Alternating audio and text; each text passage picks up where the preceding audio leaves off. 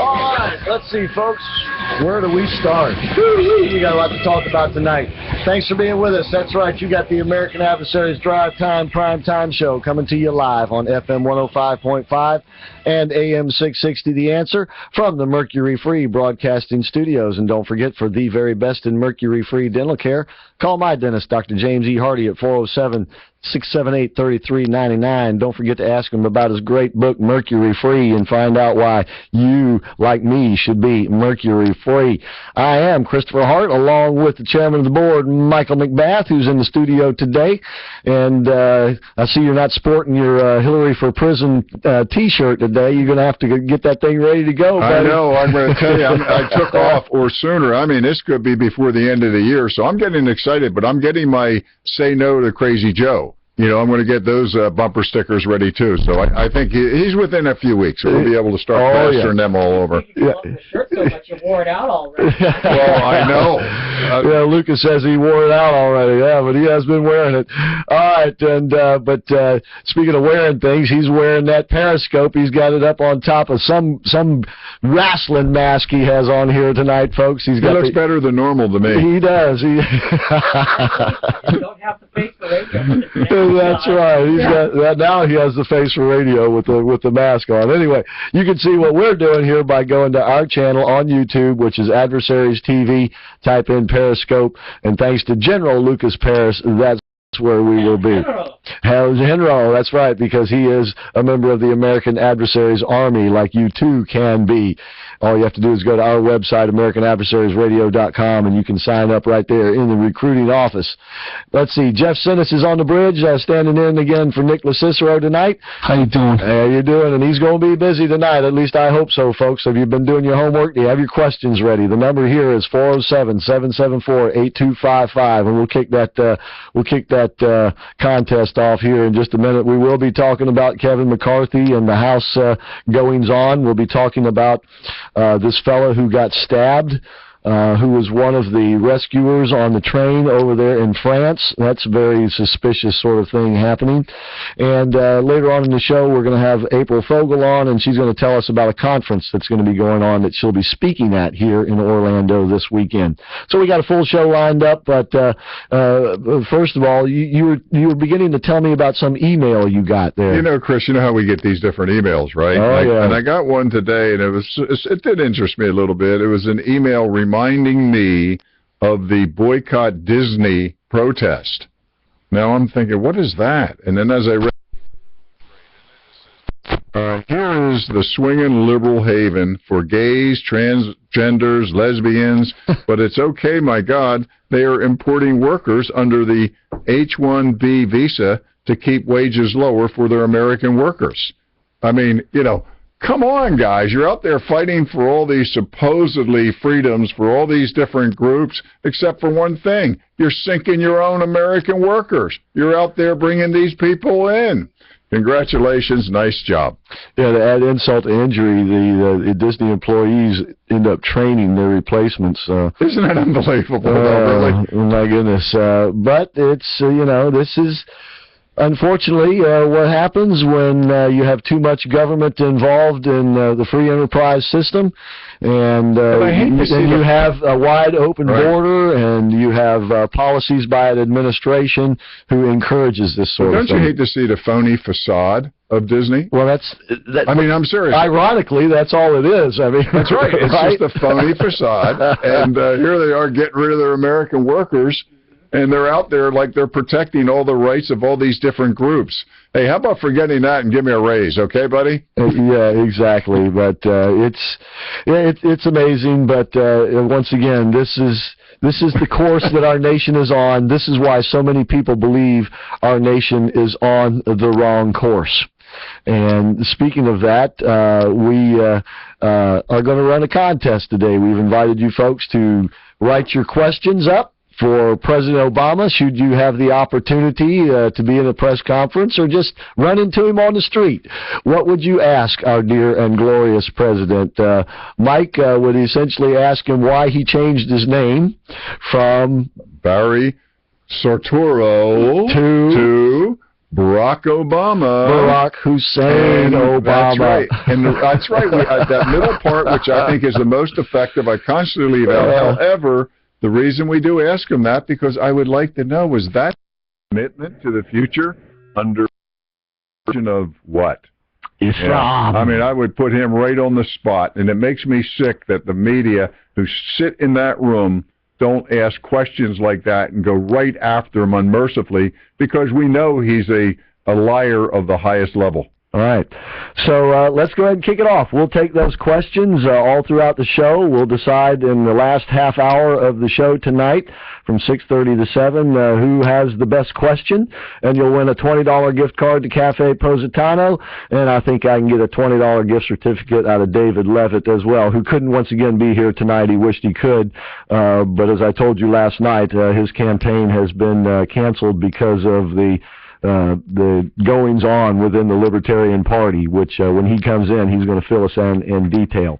So, once again, if you have a question for President Obama, 30 words or less now, give us a call at 407-774-8255, and we'll see what you guys can come up with. And envision yourself in the press room. You finally got your chance. Let's see what we can do. All right. Okay, so let's hear those questions, and as I said, we'll take them all throughout the show. So you got time, but you need to get busy. So give us a call, and we'll see what you got. In the meantime, the big question is, who's going to be the Speaker of the House? The answer is, at least for the time being in the foreseeable future, John Boehner. I know. He's back again. He's back in town. Nightmare revisited. Big bad Johnny boy, the bonehead, is back, and because what happened today, now today, folks, the Republicans had a closed-door meeting, Republicans only, where they held, or were supposed to hold, a private vote to determine presumably that Kevin McCarthy was going to be the presumed nominee, which then there would have been on October the 29th a final vote to either vote him in or not, and then move forward from there. The process has been entirely upset today because at some point Kevin McCarthy decided that he did not want to be Speaker of the House. Now, he came out and he said that he thought that it was, we needed some new face, new blood, so to speak, for the challenges ahead, and I guess he didn't think that he fit that bill. But Chris, I also wonder with the letter, which was supposedly a few days ago, that was sent into the group, a Congressman Walter Jones, and he wrote a threatening letter warning them against virtually any congressman who hasn't shown integrity all his life, and he wanted to make sure there was no skeletons in the closet, and he threatened to reveal them if he found out. But you know what? That's okay. But I think everybody has their opinion. You have an opinion. I have an opinion. But my feeling is the statement he made on Hillary disqualified him on the spot, and that was it. Well, and I believe that has a lot to do with it. Let's hope, at least for Kevin McCarthy's sake and his family's sake, that he doesn't have a bunch of skeletons in his closet, which is what Walter Jones was referring to. This guy's a Republican from North Carolina. That's a very effective letter. He's warning them. Well, they should be warned. They should be. Who was the fella that was after Gingrich, and he lasted about a week or two, and it turned out he had some affair or something with an intern or something like that, and he was gone, and then Dennis Hastert was in. Right. And Hastert was there for a while, and then lo and behold, now we find out that Dennis Hastert had some skeletons in his closet that didn't show up while he was Speaker of the House, but evidently have come to light. Inbreed in Washington. You know, they're at the same parties, the same bars, the same restaurants, the same social functions. Yeah. And you better walk the straight line, which I'm sure most of them don't. Yeah. Or we know what's going on. Well, and they should be fair warned, because certainly whoever is going to have a huge target on their chest. because there's going to be a lot of sore feelings on the part of the establishment types, right? And so they're not going to want a Dan Webster, should he be elected, to succeed. So, but that's even more reason why a guy like Dan Webster, I think, is the man for the job. First of all, I think he fits, I don't think he has the skeletons that Walt Jones was warning about. The guy's as straight as they come. I like his financial integrity, too. Yeah, absolutely. We mentioned the other day how he took salary over and all these other aspects.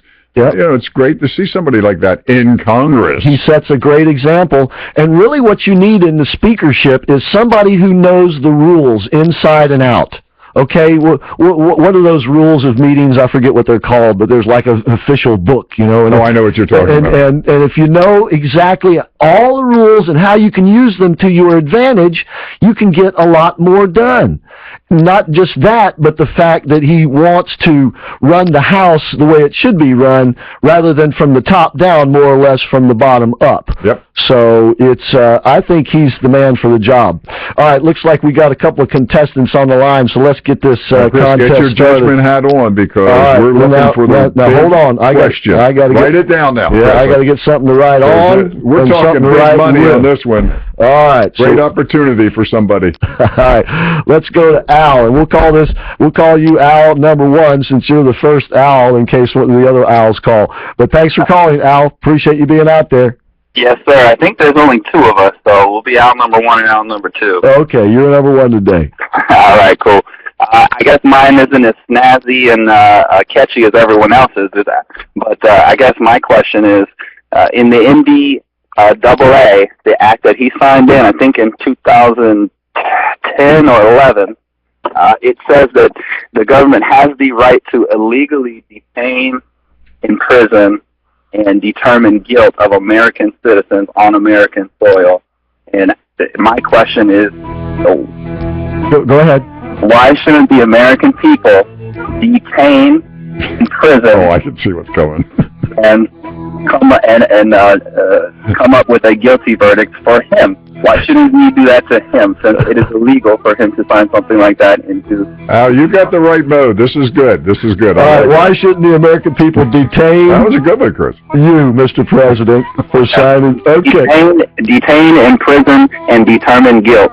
Imprison and determine guilt. All right. Al, that was a great start. That is. I like that. God bless you guys. Great. All right. Thank you, Al. You're in the contest. Mike, hold on. We'll get right back.